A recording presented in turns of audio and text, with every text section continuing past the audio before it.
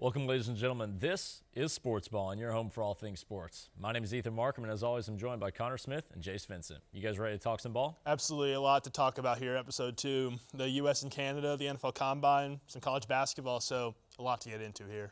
Yeah, man, it's going to be a great episode. A lot of good content to talk about. But for the viewers at home, just know we had a hostile conversation a few minutes ago about the difference in Whataburger and In-N-Out. Very hostile, more energy than anything ever on this show. So In-N-Out. No. With that being said, let's get into it, boys. It wasn't even that he said In-N-Out. It's that he was just hating on Whataburger. Yesterday, on the final day of the Olympics, the United States took down the Canadians 2-1 to capture gold for the first time since 1980, exactly 46 years later. And, fellas, what a game it was. What a fantastic, tournament overall for the U.S. They went 6-0, kind of dominated until that gold medal game, which, by the way, fantastic contest. Cinema. Yes, cinema. It was a great defensive slugfest, really no offense whatsoever, even though there was a lot of shots on goal. Connor Hellebuck led the way for the U.S. to get their gold medal. Absolutely. And Connor Hellebuck, probably one of the greatest goalie performances that we had probably in our generation. 41 saves, only 1 goal allowed in all of regulation, including overtime.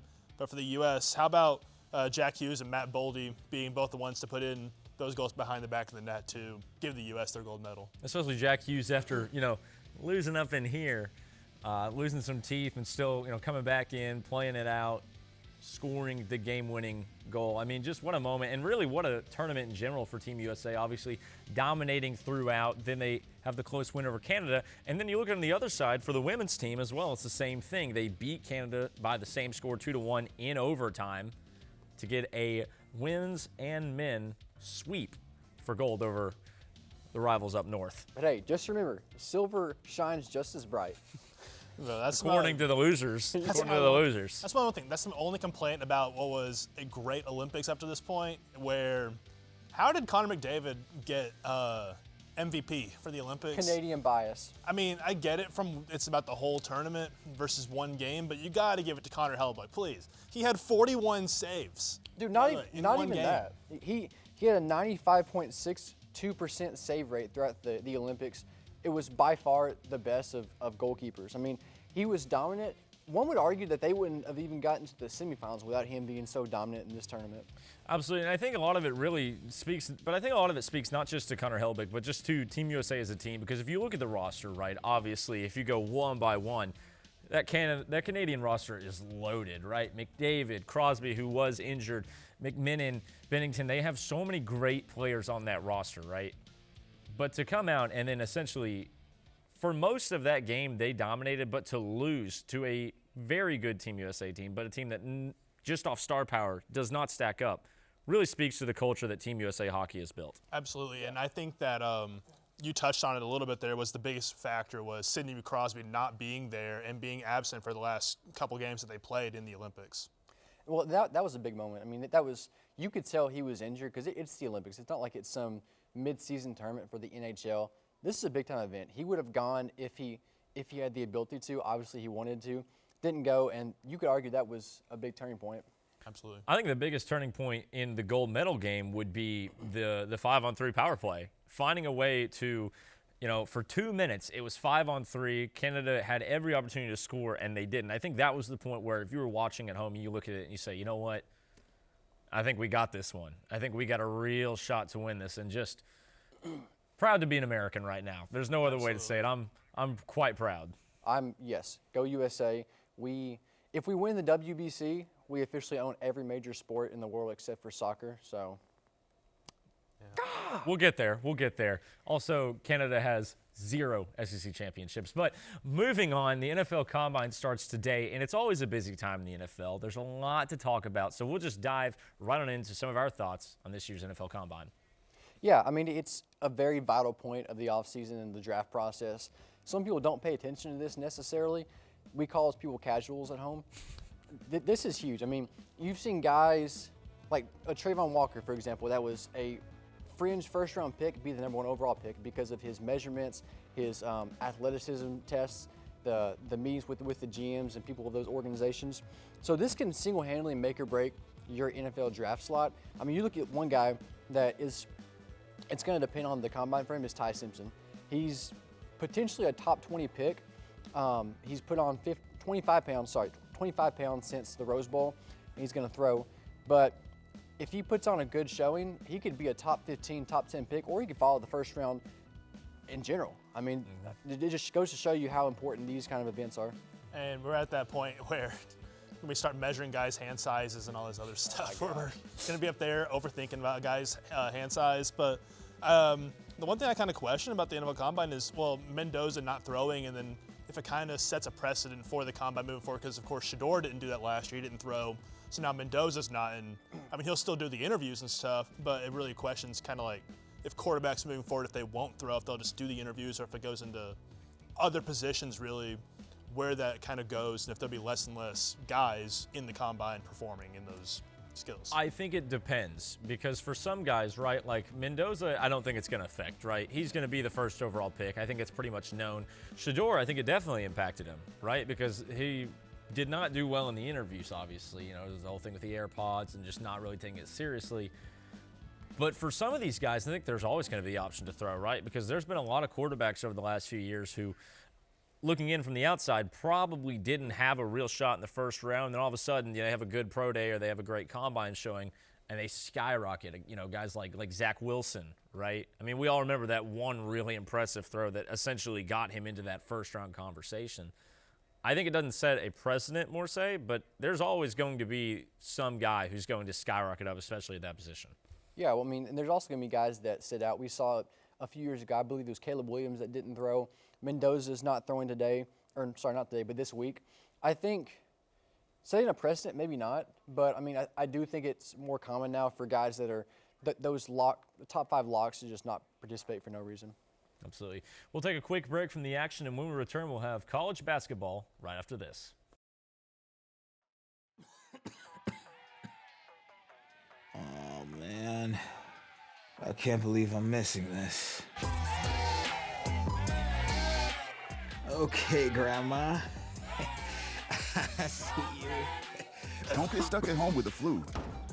A flu shot is the best way to prevent the flu and its potentially serious complications. It keeps you, your community, and loved ones protected. Don't get flu FOMO. Learn more at getmyflushot.org. I don't think that many kids in my son's school even do it. He makes fun of his friend who vapes. He would never try it. She's into soccer. She's on the honor roll. She's just not the type. No way. No way. No way. No way, my kid would never vape. Get your head out of the cloud. Today, nearly 8,000 kids will start vaping. Maybe even yours. Learn about the dangers at talkaboutvaping.org. This past Saturday, the number 3 Duke Blue Devils defeated the number 1 Michigan Wolverines 68-63 in a phenomenal game. Boys, there's a lot to talk about here, but overall, did this marquee matchup live up to the hype? I think so. I mean, Duke had a grasp of the game the entire time, but it was close. It was all within single digits, and a lot of it was within 5 to 6 points. Really big win for Duke as they defeat then number 1 Michigan. Now they are the number 1 team in the country for the first time all season. Again, really close game, but the difference in this was Cam Boozer. He was terrific. Had 18, 10, and 7 on 60% shooting from the field. You know, he showed why he's probably going to be the Naismith National Player of the Year and has a conversation for a top 2 pick. Absolutely, and I think that National Player of the Year is locked up now. It's Cam Boozer and then the rest of the field. Not that Jackson Lenneborg didn't have a great game. He had 21 points and he had a great performance, but just Duke did have Michigan handled for a large majority of that game, and it kind of shows really now that we thought that if Michigan won this game, that it would be Michigan, gap, rest of the field. But I think it shows more that there's not really a set-in-stone dominant team that we've seen like with a UConn and a Purdue in the years past, where there's just a dominant team, and it could really show that it could set up for really an all-time March Madness where you really don't know who's going to win it. Absolutely, and I think it's great for the sport, and I think that this kind of matchup, we talked about it last week, but this game being in the middle of the season, right, or really more towards the end instead of at the front, I think it's great for the sport, and I'm hoping that this sets a precedent and maybe we see more games like this. Yes. Moving on, heading back to Nashville, the Vols took down their rival 19th-ranked Vanderbilt in a close battle. Tennessee trailed by as much as 11 at one point, but thanks to some elite play down the stretch by Nate Ament, they're able to get out with a dub. Yeah, Tennessee walks into Memorial Gymnasium, gets a win over what was number 19 Vanderbilt. Big win for them. I mean, Vanderbilt's having probably the best season they've had in 10 plus years, and you go in there, quiet their crowd, get a big win. I told you the Volunteers would win because Reverend Rick is that guy. I just thought that the Memorial Magic would be too much, but no. Tennessee's one of the hottest teams in the country right now. They've won 8 of their last 9 of their last 11. Both those losses are to Kentucky. So they're that close to being on an 11-game winning streak, and they're tied for second somehow in the SEC. You think about it, them, Arkansas, and Alabama tied for second. And I feel like Tennessee is really one of those teams that's going to be about a 4 or 5 seed that's hot. We're going to March Madness, that someone that doesn't want to play if you're a higher seed team. Yeah, they're a team with a lot of upside. There's a lot of talent there. And you know that if they can get hot, there's a lot of potential. I'm going to touch on that a little bit more later. But really, you know, it shows that while the SEC isn't as deep as far as teams that are prepared to make a big run, it's still one of the more competitive conferences, at least right now at this point in the season. Absolutely. And you look at Vanderbilt the rest of the way, it's pretty manageable. They played Georgia at home, and then they do have to close out 3 straight road games at Kentucky, at Ole Miss, and at Tennessee, which seems like, I mean, if you can go really 2-2 there, if you're at Vanderbilt, then you're finishing strong in the regular season. But they've kind of fallen off because they were going into the weekend, they were a top 16 seed according to the NCAA in that 4 seed spot, but now they've started trending in the wrong direction. They've now lost back-to-back games. So we'll see where it goes for Vanderbilt, but they don't want to have peaked at the wrong time in February. So they started the season really hot, but they're definitely starting to slow on down. Now we'll go over to hear what's going on outside of the studio for the word on the street on Sportsballin. What's up, MTSU? I'm Jackson with Sportsballin, and as the Olympics wind down, we're going to hear from our students and their medal acceptance speeches. I'm Quentin Lanham. Awesome, Quentin. So, obviously, the Olympics are winding down. What sport do you think you'd medal in? Dude, you know, I think I'd medal in the, skeleton. Everyone that's been out here supporting me, especially to my friend Ben over there. He's always here keeping me going, keeping me high in spirits. Just thankful for the Lord, always keeping me safe, and just the people around me. So, yeah. Awesome. Congratulations on your gold medal. Have a good one. The gold medal. Oh, yeah. I'd like to thank my mom and my dad for, making me. I'd like to thank my family, my dog, and Maggie. Girl. Well, first off, yeah, take it. Perfect. First off, I'd like to thank God. I wouldn't have been able to get here without the opportunities placed in my life from Him. You know, He's definitely led me. He's provided people and opportunities to pursue what I've done. I first want to thank God. Without God, we are nothing. So always thank Him, thank my family, and any kid out there. Believe in yourself. If you don't believe in yourself, nobody will believe in you. Always a team, forever, through and through. And I would also like to thank the great country of America for giving me the opportunity to compete for them. God bless America. God bless America. God bless America. Anything else you want to add? My family back home in Virginia, I love you. Thank y'all. Good night. I want to thank my friends and family. You know, when I bring up badminton, they all make fun of me, but here I am now with the gold medal. So they can't. What they gonna say now? I want to thank my Lord and Savior, Jesus Christ. Without Him, I could do nothing. He strengthens me in everything. I want to thank my team. Probably the weakest link, so they're only as strong as I am. We did pretty good. Ben Green. Ben, it's nice to meet you. Okay, so you just got second place in the Olympics. What sport was it for? Figure skating. Figure skating. Okay, congratulations. That's a good win. But what do you have to say to the people out there?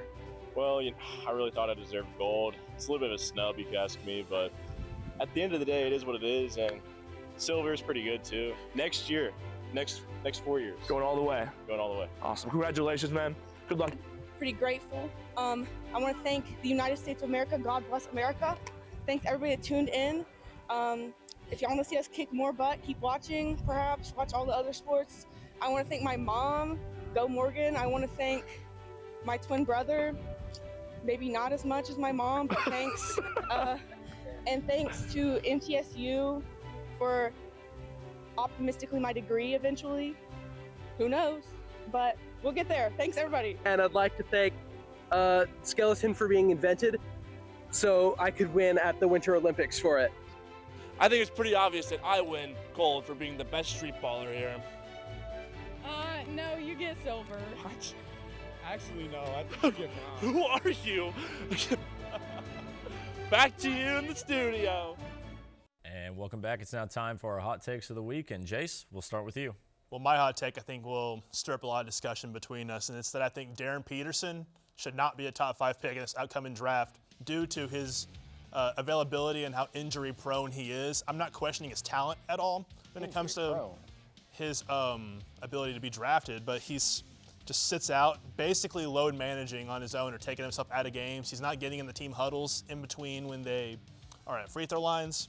And I just think if I were to draft a player that's actually going to be willing to go for the team, I'd go for Cameron Boozer, AJ DeBonsa, Kingston Flemings, Caleb Wilson, or even Koa Pete if you want to go there. Any of those guys I would draft before I went with Darren Peterson. I'm honestly kind of torn on this one because on one hand, I wouldn't draft him top 5. As Jay said, his injury concerns. It's him just being an individual, not worried about the team. He's doing what's best for him, he thinks, but he's really hurting the team. Shows bad character. I wouldn't do it personally, but he's still going to be a top 3 pick just because he is talent-wise a Kobe Bryant comparison. Whoa. I don't know about Kobe. Look at his game. Not mentality, but like just a pure game. Look at it. You know, I'll say this, man.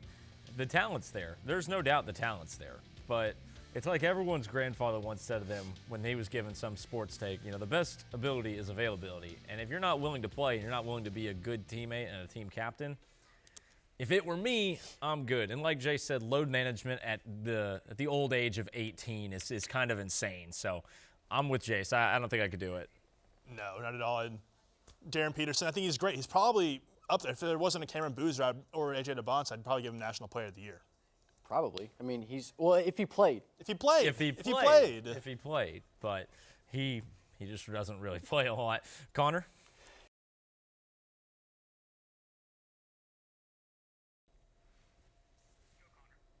Not only is Rock Chalowski the clear-cut 1-1 in this upcoming MLB draft, he's gonna end up being the best shortstop prospect since Dansby Swanson in 2015. The dude's just a straight baller. I mean, he's got a career .338 batting average with nearly 40 home runs and 120 RBI in 124 games at UCLA. Dude rakes the plate. He's got great power. He's a plus defender, has the potential to be a double-digit stolen bags guy, elite hit tools overall. I mean, this guy has it all. It's to the point where everyone's knock on him is, well, he doesn't have elite speed, but it's really good. That just shows you how much of a complete player this guy is, and he's going to be great in the MLB. No, absolutely, and looking at him, especially in those games against TCU the other day, was amazing. And then it's going to be exciting to watch when they're down in Texas, when they have, especially when they play Tennessee coming up. It's going to be exciting to watch. I know Tennessee's not, they lost to Kent State, but. They are not prepared for that. But that'll be exciting to watch, especially going against a team that's from the SEC that's a national powerhouse.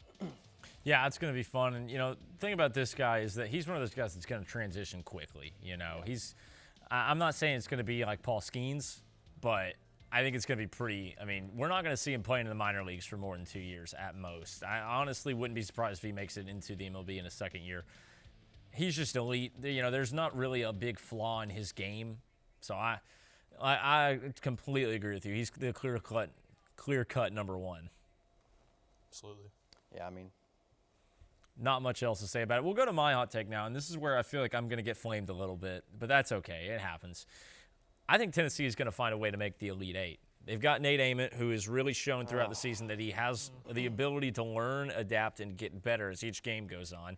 If Jacoby Gillespie can find that kind of second level to his game and get hot, along with if they can incorporate Jalen Carey and his size more into their game plan, I got a really good feeling about this Vols team. Just call him fat. Yeah. He's not fat. He's not fat.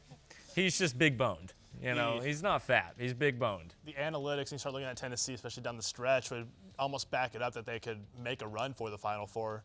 But, I mean, just as a team, I feel like that in the SEC, they're not playing some of the best competition that they have been playing in the years past, to where I feel like that there's not many SEC teams that will not much make the second weekend, but make a run. It's March, though. It is March. It's March, though. And that's where Tennessee gets paired. That's where Tennessee gets paired with a team like Miami, Ohio, and loses in the first round. But here's where a part of my belief in this comes from. Every year when we expect Tennessee to be elite, we see the roster. You know, we're so used to seeing the names. You know, Grant Williams, Dalton Knecht, Zakai Ziegler. We're used to seeing these elite teams, and they haven't been that good this year. So it's like the opposite effect. So it's like it's like expecting them to it's be like good the, and then it's they're like the bad. 20 it's like the 2023 March Madness where they lost to FAU in the Sweet 16. Is what you get. No, because we expected them to be good that year. Because that roster, if you think about it, was loaded. The only issue with that roster was there was not like a clear-cut guy. Well, it also didn't help that Zakai Ziegler tore his That roster was good. Well, Zakai Ziegler also Good tore his team. ACL in February. If he didn't, what do you mean, nuh-uh? if Zakai Ziegler didn't tear his ACL, that team would have gone a lot further. But what do you mean, nuh-uh? Again, look at how they bullied Duke that year. That was a very mid Duke team. That was still a That good. was a mid that was still a Duke good team. Duke team. That That team was no, good. that team was good. That was a mid Duke team in that John team was Shire's good. first year. John That Shire's team was overrated. good. No, it but wasn't. here's the deal. I think that it's one of those instances where we're not expecting as much out of them. There's not that weighted pressure, and I feel like they're going to be able to play their best because of it.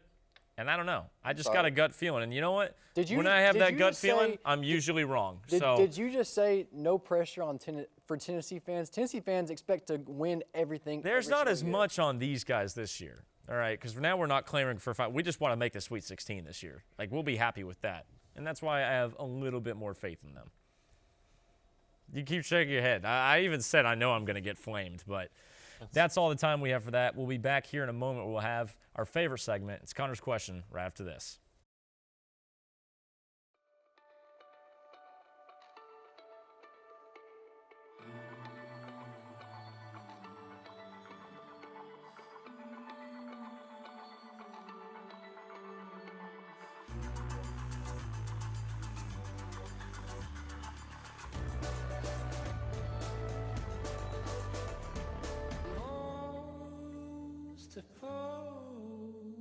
Now shush, she makes the sound she makes to calm me down.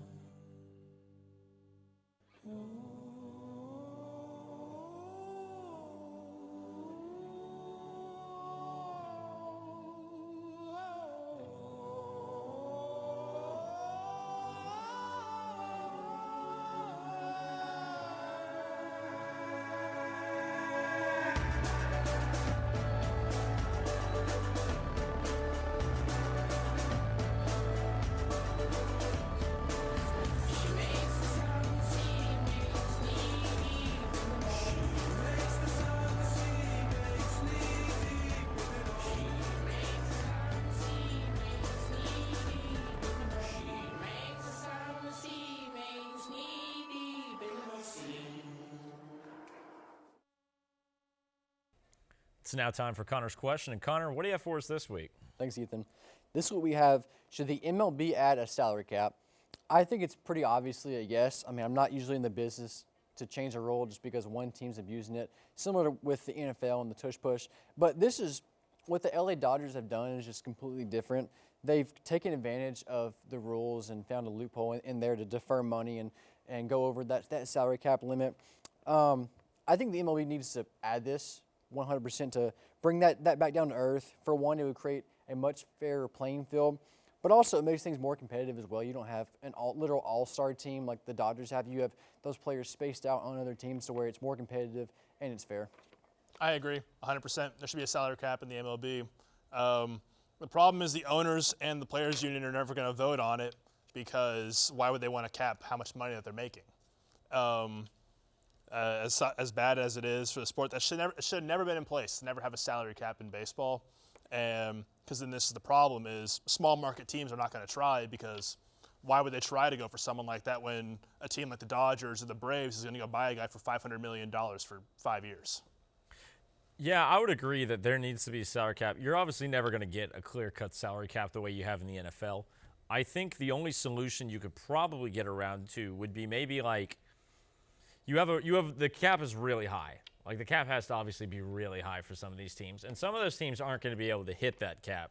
But you can't let it get to these like out of proportions where we are right now with the Dodgers. I mean, it's really ruined free agency in baseball because every big name that comes free, you immediately just think Dodgers. He's going to L.A. Yeah, he's going to go to L.A. I mean, if Aaron Judge tomorrow got released by the Yankees, there's no question where he'd go. Immediately, he'd be in L.A. And you'd be asking yourself, how can they afford this? That's the biggest problem with the MLB. And I don't say that that small market teams can't win, but then you have teams that like the Reds or like the Pirates, they just don't try for good players. Like, they have good players, but then once their contracts are up, then they're just going to get swooped up by the Dodgers. Like Paul Skeens, when his contract's up, you know he's going to either the Yankees or the Dodgers. Tariq Skubal with the Detroit Tigers. The Tigers, yeah. So, I mean, there's just no way for a lot of these teams to stay competitive without some sort of a salary cap. But the biggest issue is, the owners and the players are never going to agree to that. Well, see, they're not going to, and that's why there's going to be a lockout, almost certainly a lockout, not this season, but before next season. So it's one of those things. It's unfortunate. You got to have it. I mean, if you want to look at it on the technical terms, I mean, a salary cap is technically illegal. It's just agreed upon by the players' unions in the NBA and the NHL and all these other pro sports to where they have a salary cap like that. But you look at it you look at it in that scenario, it's kind of illegal to have a salary cap. But, I mean, I'm for it for MLB because then it doesn't have things like this. Every other sport has one. I think it has to be introduced. We've got to find a way to make things easier for these teams. That's all we've got for Connor's question, but stick around as we wrap things up with our picks for the week here in a moment.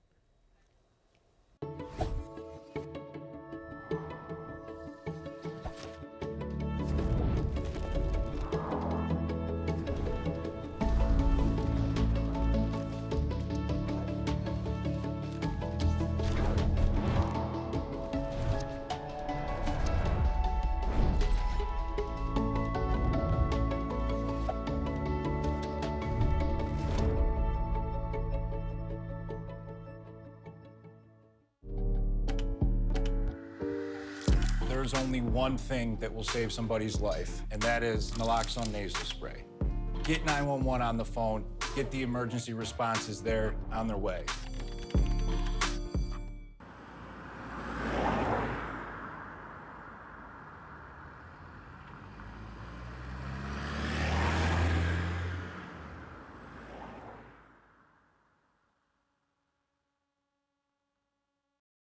And we are here at our last segment for the night, our picks for the week, starting with the Tennessee Volunteers at the Missouri Tigers. Jace Vincent over here is absolutely terrified that it's going to be a trap game and that Tennessee is going to lose. It's not happening. Missouri is probably the worst team in the SEC. Give me the Volunteers by like 15. This is a classic trap game scenario for Tennessee. It's a back-to-back road game thing. They're coming off the big game win at Vandy, and then they have Alabama this Saturday. So give me Tennessee to win close against Missouri, but it'll be another game down to the wire, just like the Vandy game. Give me the Vols to blow a lead in the second half, but still win by about 6. Then here's a big matchup. Number 2, Houston versus number 8, Kansas. Well, I like Kansas a lot. I love Bill Self, but Darren Peterson's going to sit out, so give me Houston. Well, Bill Self's never lost a big Monday game. He's going to this time. In his tenure at Kansas, so give me Kansas. And Houston is kind of struggling over the last couple games. Give me Houston to have a bounce-back win. I got to pick against the grain here, but I got a good feeling about them. Vanderbilt versus Georgia. This is a sneaky game. I mean, Vanderbilt's coming off of a loss to Tennessee. They want to bounce back, obviously. Georgia's not the greatest team, but they're also a really sneaky SEC team. Give me Vandy to win, but it's close. This is a big game for Georgia, especially. They're trying to play to stay off the bubble, really. So if they can go into Memorial and get a win, they can score. This is probably a game that's going to be like 195. So I think I like Vandy in that scenario. I'm kind of anticipating them to bring back Frankie Collins at some point in the end of the regular season. So I'll take Vandy to win on Senior Day.